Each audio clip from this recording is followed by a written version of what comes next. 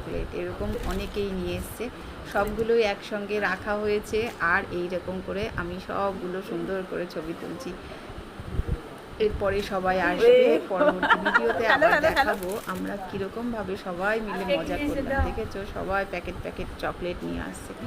জায়গাটা দেখতে কতটা বড় লাগছে জানি না, কিন্তু এখানে অনেকটাই চকলেট, অনেক আমাদের শিবিরে অনেকেই আছে, মানে প্রায় নাই নাই করে গোটা 30 জন মতো, এবং তাদের প্রত্যেকের হাতে রাখি আর চকলেট দেওয়া হয়েছে, সঙ্গে চা খাওয়া হলো, আবার মিষ্টি ব্যবস্থা হয়েছিল।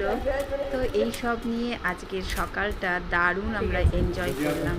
এই পবিত্র শুভ মুহূর্তটাকে ক্যামেরাবন্দি করে রাখলাম। সবাই